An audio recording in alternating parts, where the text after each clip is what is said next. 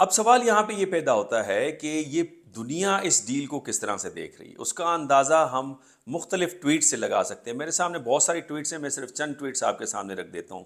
اس میں سب سے important tweet ex Australian prime minister Paul Keating کی ہے، جو کہ آسٹریلین ٹی وی کو انٹرویو دیتے ہوئے انہوں نے فرمایا کہ this is about the maintenance of U S hegemony in Asia. جو نیریٹو امریکہ سے آ رہا ہے وہ صرف امریکن ہیجمونی کو مینٹین کرنے کے لیے ہے، ادروائز اس میں اور کچھ بھی نہیں ہے۔ آگے وہ کوٹ ان کوٹ کہتے ہیں، China does not threaten the U S, nobody can threaten the U S, China has committed in the eyes of the U S the great sin to develop an economy as big as the U S, and this is fact. Economy is a sort of power.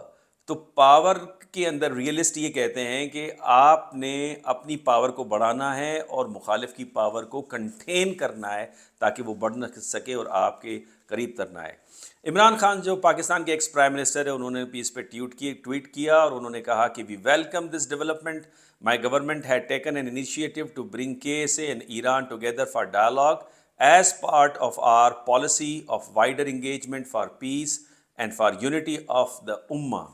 Again بڑی important tweet ہے۔ اس کے علاوہ پاکستان سے افتخار عالم نے جو tweet کی ہے وہ بھی بڑی امپورٹنٹ ہے۔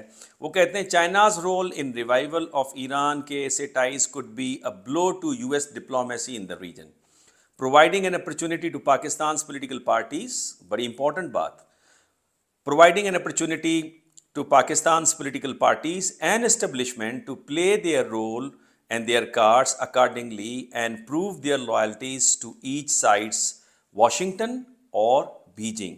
دا گیم از آلریڈی آن۔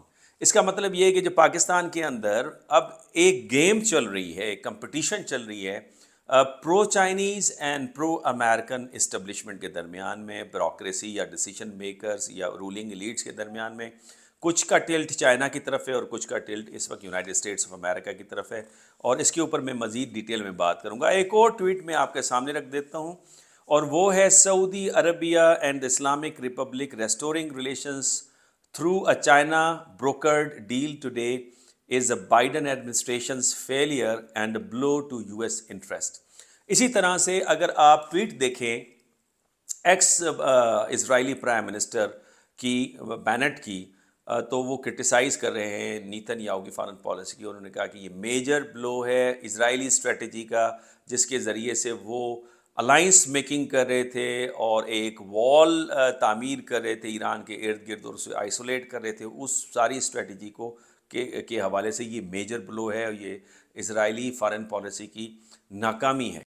اگر امریکنز کو آپ دیکھیں، ان کے میگزینس یا تھنک ٹینکس کو دیکھیں، بھلے ایون ایشیا ویک کو دیکھیں، امریکن فارن پالیسی جو جرنل آتا ہے ان کو دیکھیں، تو وہ بھی اس کو میجر بلو قرار دے رہے ہیں امریکن اسٹریٹجی کا اور ناکامی دے رہے ہیں۔ بنیادی طور پہ امریکہ کی جو اسٹریٹجی تھی پریزیڈنٹ ٹرمپ کے دوران ہی، جس پہ بائی پارٹیزن سپورٹ بھی تھی کہ کم از کم ہمیں جو چھوٹے چھوٹے کانفلکٹس کے اندر جو ہم انگیج اپنے آپ کو کیا ہوا ہے، اب بھی امریکہ تقریباً 1 درجن سے زیادہ قضیوں کے اندر بزی ہے، پھنسا ہوا ہے، اور وہاں پہ انہوں نے ٹانگ اڑائی ہوئی ہے۔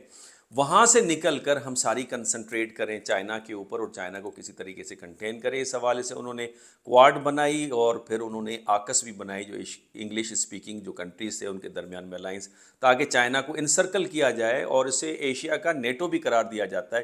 جس طرح سے نیٹو کے ذریعے اور پھر سیٹو سینٹو کے ذریعے امریکن نے انسرکل کیا فارمر سوویت یونین کو اور ایریا آف انفلوئنسز کو ڈیفائن کیا، جہاں پہ ہمیں 17th پیرالل بھی نظر آیا، 38th پیرالل بھی نظر آیا۔ تو لہٰذا یہاں پہ بھی امریکن کی کوشش یہ تھی۔ البتہ اس پوری امریکن پالیسی کو میجر بلو ہوا ہے اس ڈیل کے حوالے سے۔ اس کی بنیادی وجہ جو ہے وہ امریکن جو ان ایپٹ پالیسیز ہیں، جس میں یوکرین کے اندر ٹانگ اڑائی ہوئی ہے اور اس کے علاوہ دوسرے قضیوں کے اندر ٹانگ اڑائی ہوئی ہے۔ اگر ہم جان پال کینیڈی کو دیکھیں اور ابن خلدون کو دیکھیں، تو وہ کہتے ہیں جب قومیں ان کا ڈکلائن ہوتا ہے تو it is because of in apt policies and it is because of over stretching. تو لہٰذا جو اوور اسٹریچنگ تھی، اسے امریکن جو پاور ہے وہ کمپرومائز ہوا ہے، اور پھر امریکہ کی جو توجہ ہے اس وقت چائنا کی طرف، اس کی وجہ سے جو وہ مڈل ایسٹ سے نکلے ہیں تو انہوں نے ایک اسپیس کریٹ کیا، اس اسپیس کو چائنا نے بڑے اچھے طریقے سے جو ہے وہ فل کر لیا۔ اس کے ساتھ ساتھ ہم اس سے ماضی میں بھی دیکھتے ہیں، جو سیریا کی وار کے اندر اگر آپ دیکھیں تو وہاں پہ رشینز نے بڑا امپورٹنٹ رول پلے کیا. جو ریجیم چینج کا خواب تھا امریکہ کا اور اس کے الائز کا، وہ پورا ہوتے ہوئے ہمیں نظر نہیں آیا. اس کے علاوہ پھر جو یوکرین کی وار میں رشینز کو انگیج کرنا تھا تاکہ اکنامکلی وہ گروتھ حاصل نہ کر سکے، امریکن اسٹریٹجی میری نظر کے اندر اس کو وہ کمپلیٹلی بلیڈ ہوئی ہے. اور اس کی بنیادی وجہ جو ہے وہ یہ ہے کہ جو اس کا جو ایویڈنس ہے وہ یہ ہے کہ ورلڈ بینک کی اب رپورٹ آئی ہے کہ ایون ڈیورنگ وار ٹائم جو رشین اکانومی ہے وہ گرو کر رہی ہے. پاکستان کے اندر یوکرین کی وار سے کیوں مختلف نیریٹو ہے؟ اس کی جو بنیادی وجہ ہے وہ یہ ہے کہ رشیا کے اندر ہمارے انفارمیشن کے آؤٹ لیٹس نہیں ہیں، یا ہمارا جو میڈیا ہے وہ اس کی پریزنس نہیں ہے، اور رشین میڈیا کی پریزنس پاکستان کے اندر نہیں ہے. ہم نیوز بائی کرتے ہیں ویسٹ سے، اور ویسٹ کا جو نیریٹو ہے وہ رشیا کے خلاف ہے. اور جو رشینس نیوز جو بائی کرتے ہیں وہ انڈیا سے بائی کرتے ہیں، اور ان کا نیریٹو پاکستان کے خلاف ہے. تو بنیادی طور پہ کمیونیکیشن گیپ ہے، جس کی وجہ سے ہمارے ہاں جو نیریٹو آپ کو نظر آتا ہے یوکرین کی وار کے حوالے سے کہ رشینس انٹینگلڈ ہے اور وہ فتح نہیں کر پا رہا، وہ بنیادی طور کے اوپر وہ چونکہ ہم ویسٹ سے نیریٹو اٹھا رہے ہیں تو اس کی یہ وجہ ہے. ادروائز امریکنز نے 1,00,000 فورسز کو ٹرینڈ کیا رشیا میں، اور وہ سارے کے سارے مارے گئے رشین فورسز کے ہاتھوں. اور یہی وجہ یوکرین کی فورسز کو ٹرینڈ کیا تھا. یہی وجہ ہے کہ ہم دیکھتے ہیں کہ وہ پھر اب داعش کے لوگوں کو لا کے کہتے ہیں کہ رشینز کے خلاف آپ لڑیں.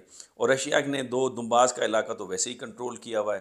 اور پھر اگر چائنا، سعودی عرب اور ایران کے درمیان میں ڈیل کروا کے ان کو ڈپلومیٹک ٹائز کی بحالی میں اپنا اہم کردار ادا کر سکتا ہے، تو اب کہا یہ جا رہا ہے کہ چائنا یہ بھی اگین پازیٹیو رول پلے کرے گا یوکرین اور رشیا کے درمیان میں، اور اس وار کو ختم کرے گا اور کسی نتیجے پہ جا کے یہ بات پہنچے گی اور دونوں کے ڈپلومیٹک ٹائز دوبارہ ریوائیو ہو جائیں گے. کیا چائنا رول پلے کرے گا انڈیا اور پاکستان کے درمیان میں بھی؟ یہ بڑا امپورٹنٹ سوال ہے.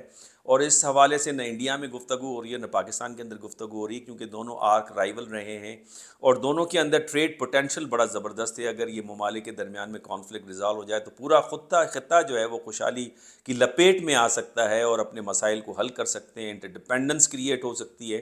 تو میرا خیال ہے چائنا کی بہت اچھی ٹریڈ ہے انڈیا کے ساتھ، $125 بلین کی، پاکستان کے ساتھ بھی 25 بلین ڈالرز کی ٹریڈ ہے.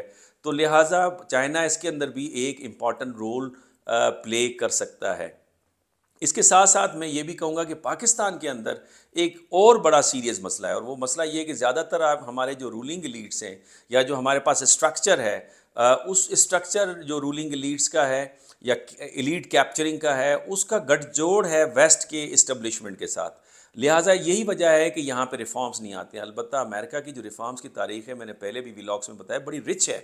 تو لہٰذا اگر ریفارمز آ جائیں تو آپ کا پورا اسٹرکچر جو ہے وہ پھر چینج ہو جائے گا اور مڈل کلاس ابھرنا شروع ہو جائے گی، اور آپ کو یہاں پہ ڈیموکریسی سکسیزفل نظر آئے گی. تو یہاں پہ جو ایلیٹ کیپچرنگ ہے وہ ویسٹ کی مدد سے یہاں پہ انہوں نے اپنا کنٹرول رکھا ہوا ہے، اور ان کی جو فیوریٹ ڈیسٹینیشن ہے وہ ویسٹ کی ڈیسٹینیشن ہے. وہیں سے تعلیم یافتہ ہیں، اپنے بچوں کو بھی تعلیم کے لیے وہیں بھیجتے ہیں. ان کی سیکنڈ جو نیشنلٹی ہے وہیں کی آپ کو نظر آئے گی، وہاں پہ ان کی پراپرٹیز بھی آپ کو نظر آئیں گی.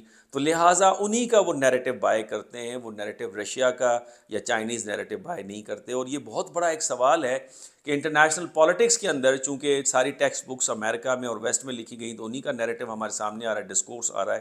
لیکن آپ حیران ہوں گے کہ اب چائنیز ڈسکورس بھی انٹرنیشنل ریلیشنز کے اندر آ رہا ہے، ایون انڈین ڈسکورس بھی آ رہا ہے. تو لہٰذا یہاں پہ جو انٹلیکچوئلس ہیں، اکیڈیمیا ہیں، ریسرچرس ہیں، تھنک ٹینکس ہیں، ان کو چاہیے کہ وہ ایک آبجیکٹیو انالیسس کریں. یہ سبجیکٹیوٹی جو ہے آپ کو نظر آئے گی ہمارے رولنگ لیڈس کے اندر، ایون اکیڈیمیا کے اندر بھی جو ویسٹ سے ٹرینڈ یافتہ ہیں وہ انہی کا ٹیکسٹ اور انہی کی پیراڈائمز کو اٹھاتے ہیں اور اس کے ذریعے سے چیزوں کو ڈیفائن کرتے ہیں. وہ الٹرنیٹیو چیزوں کو نہیں دیکھتے جس میں انڈین جو ڈسکورس ہے وہ کیا ہے، چائنیز ڈسکورس کیا ہے، رشین ڈسکورس کیا ہے.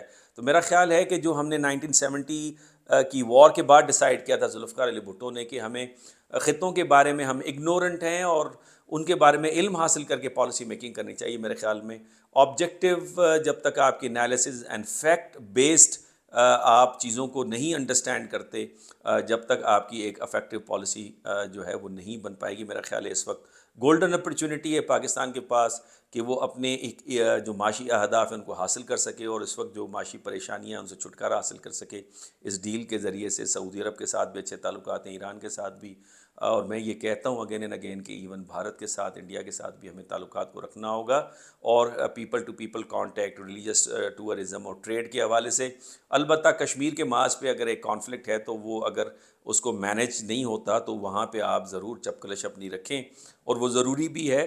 ادروائز باقی شعبوں کے اندر تو آپ اپنے تعلقات کو کر سکتے ہیں تاکہ اس خطے کے اندر خوشحالی آئے اور ایک انٹرڈیپینڈنس جو ہے وہ قائم ہو، اور بہت سارے جو ایشوز ہیں جس میں پاورٹی ہے، ٹیررزم ہے، انوائرمنٹل ڈیگریڈیشن ہے، اور بہت سارے ایشوز ہیں، ان کو ہم پراپرلی ٹیکل کر سکتے ہیں۔ آج کے لیے اتنا ہی، اگلے ہفتے پھر کل پھر آپ سے ملاقات ہوگی ایک نئے ٹاپک کے ساتھ۔